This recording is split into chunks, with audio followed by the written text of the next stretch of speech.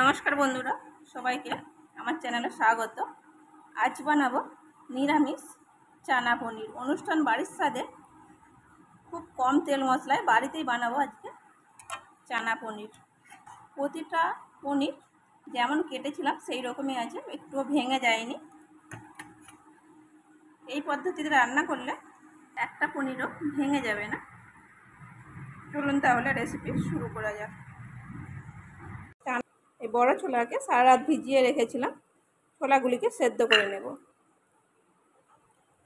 এগুলি কুকার দিয়ে সেদ্ধ করলেই খুব তাড়াতাড়ি সেদ্ধ হয়। ছোলাগুলিকে প্রথমে সেদ্ধ করে নেব। ছোলাটা সেদ্ধ হতে থাক, ততক্ষণ একটি ভাজা মশলা করে নেব। এখানে নিয়েছি কিছুটা দারচিনি, কয়েকটি লবঙ্গ, গোলমরিচ, শাহি জিরে, 4টে ছোটো এলাচ, জয়িত্রী ও জায়ফল কিছুটা, শুকনো খোলায় এগুলিকে ভেজে নেব।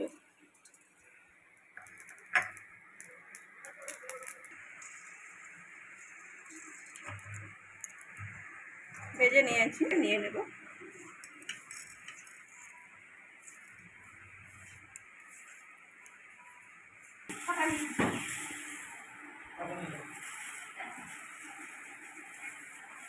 এখানে কিছুটা পনির নিয়ে নিয়েছি। পনিরটাকে এবারে ছোট ছোট কিউব করে কেটে নেব। আপনারা আপনাদের পছন্দ অনুযায়ী পনিরের কিউবটা করে নেবেন।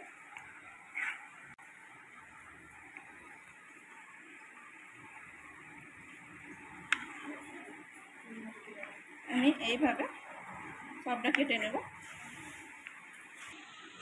পনিরটাকে ছোট ছোট টুকরো করে কেটে নিয়েছি। এবারে এগুলিকে ভেজে নেব।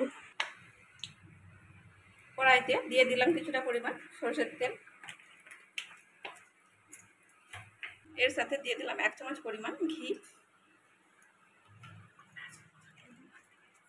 আপনারা শুধু তেল দিয়ে কিংবা শুধুমাত্র ঘি দিয়েই ভেজে নিতে পারেন।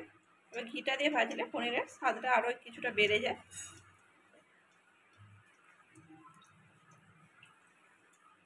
এবারে পনিরগুলো এই তেলের মধ্যে দিয়ে দেবো, দিয়ে হালকা ভেজে নেব।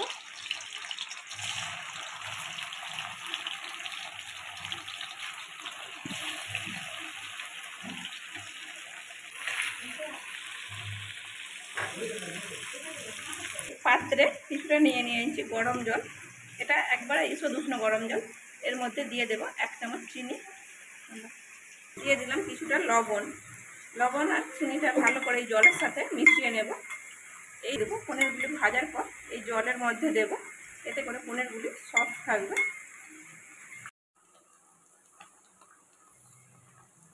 হালকা পনিরগুলি ভেজে নিয়েছি, এবার তেল থেকে তুলে নেব। খুব বেশি কড়া করে ভাজবো না, তাহলে পনিরগুলি শক্ত হয়ে যাবে।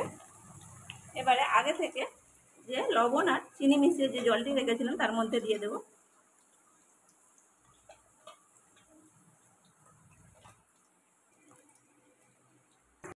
এখানে কিছুটা কাজু নিয়েছি, এই কাজুটাকে তেলের মধ্যে ভেজে নেব।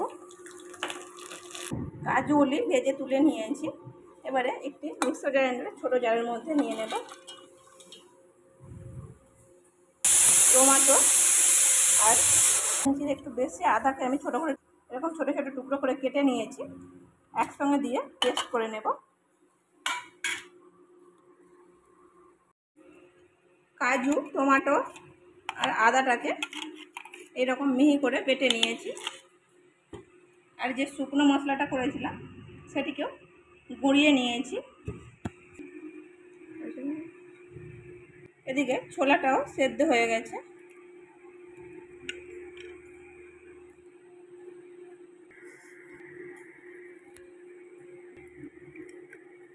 পাঁচটা সিটি দিয়েছি, তাতেই সেদ্ধ হয়ে গেছে। ওই তেলের মধ্যে আমি যে টমেটো, আদা আর কাজু বাদামটা বেটেছিলাম সেটি দিয়ে দিলাম। আপনারা যদি চান তেলটা পরিবর্তন করে অন্য তেলও ব্যবহার করতে পারেন। এবারে এই তেলের মধ্যে ভালো করে মশলাটিকে কষিয়ে নেব। মশলাটি ভালোভাবে কষানো হয়ে গেছে। এবারে এর মধ্যে দিয়ে দেবো গুঁড়ো মশলা কিছু। দিয়ে দিলাম লঙ্কা গুঁড়ো 1/2 চামচ, হলুদ গুঁড়ো 1/2 চামচ, জিরা গুঁড়ো হাফ চামচ, ধনের গুঁড়ো হাফ চামচ দিয়ে মিশিয়ে নেব।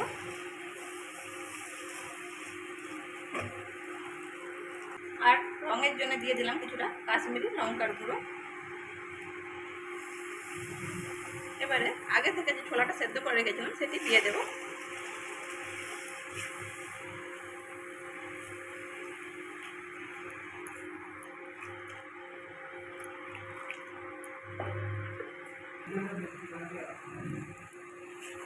ছোলা আগে থেকে সেদ্ধ হয়ে গেছে, ঝোলটি ফুটে গেছে, তাই আর খুব বেশি সেদ্ধ করার দরকার নেই। এবারে যে পনিরটা ভিজিয়ে রেখেছিলাম জল শুদ্ধই দিয়ে দেব। এরকম করে একবার পনির রান্না করে দেখবেন, ছোলা পনির দারুণ টেস্ট হয়। আগে দিইনি, এবারে লবণ দেব। আমি পনির জলে ভেজানোর সময় অল্প লবণ দিয়েছিলাম, তাই সেই অনুযায়ী আমি লবণটা দিয়ে দেব। এখানে আর চিনি দেব না, কারণ পনিরটা যখন ভিজিয়েছিলাম জলে তাতে 1 চামচ চিনি দিয়েছিলাম।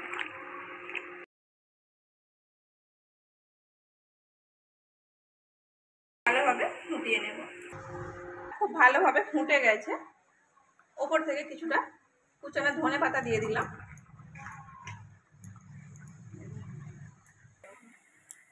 এবারে দিয়ে দিলাম 1 চামচ ঘি। আজকের পনিরটা সম্পূর্ণই নিরামিষ। সব শেষে যে মশলাটা মুড়িয়ে রেখেছিলাম ওপর থেকে ছড়িয়ে দেব। সম্পূর্ণটা দেব না, অর্ধেক দেব।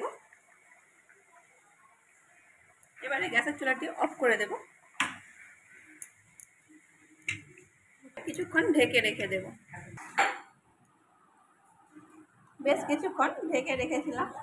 রেসিপিটা ভালো লাগলে লাইক, শেয়ার, কমেন্ট করবেন এবং সাবস্ক্রাইব করে আমাকে সাপোর্ট করবেন। এতক্ষণ আপনাদের মূল্যবান সময় দিয়ে ভিডিওটা দেখার জন্য অনেক ধন্যবাদ।